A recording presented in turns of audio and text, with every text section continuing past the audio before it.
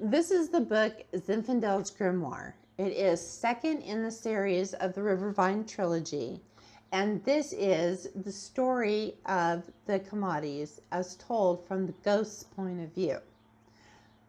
Zinfandel is the ghost who haunts Fermata Cellars, and she has long been the sentry for the land.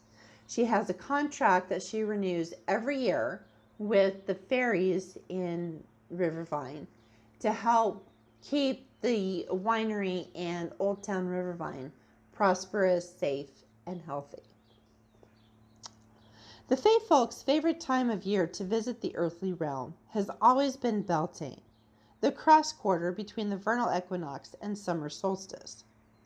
This was when the flowers bloomed the most abundantly and fruit began to ripen. The days grew longer, which gave them more time to enjoy the vivid skies of twilight. This year, the Comatis welcomed their otherworldly guests by decorating the oppidum with festive ribbons of white, bright green, and cherry red. And they hung sparkling ornaments from the branches of the mighty oaks.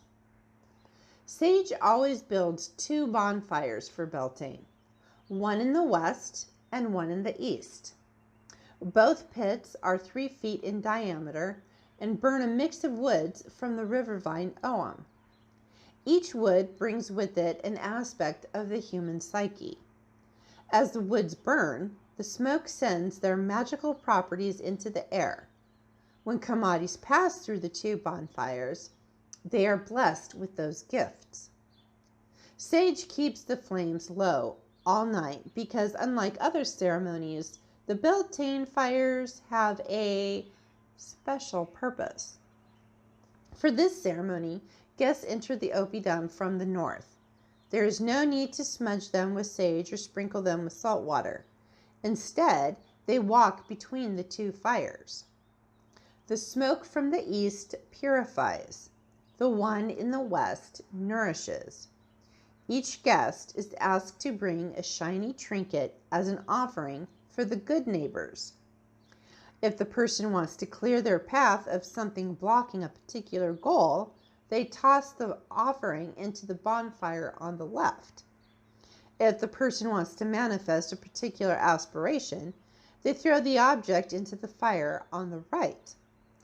They then proceed to the south, where they turn to either side and find a place to stand in the circle until the entire tribe has entered. Tonight, Thomas followed Tanya into the circle, walking several paces behind her. Most people in the crowd did not see Anton standing between them, although 3 bits of iron pyrite danced in the western flames. Bridget was next, offering a metal string from her guitar. Manuel, bless his heart, was so enthusiastic. He threw a gold coin into the fire on the right. The smile on his face matched the gleam he had as a boy spitting out orange seeds. No one saw me, of course, but I too passed between the bale fires. My gift needed to be something big, something extravagant, something worthy of the request I was about to make. Recalling a memory from many lifetimes ago, I conjured a gold necklace with a purple stone in the center, a lapis lazuli. Throwing the trinket into the fire on the left, I uttered, "I banish my enemies from Rivervine." As the evening wore on, lovers, friends, and other couples held hands and leapt across the fires, sealing their contracts with the Fae. Of course, Thomas and Tanya jumped. Bridget and Anton jumped. So did Lily and Manuel. Erin grabbed my hand and had me join her in bounding across the flames. To the average onlooker, it appeared Bridget and Erin were alone in their leaps, but no one cared. The whole night was beautiful and magical. If you'd like to learn more about my books, you can find Zinfandel's Grimoire and Fermata Cellars on Amazon.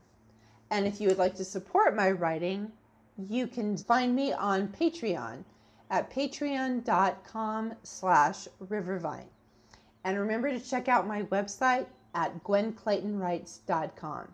Thank you all for joining me, and I will see you next Tuesday.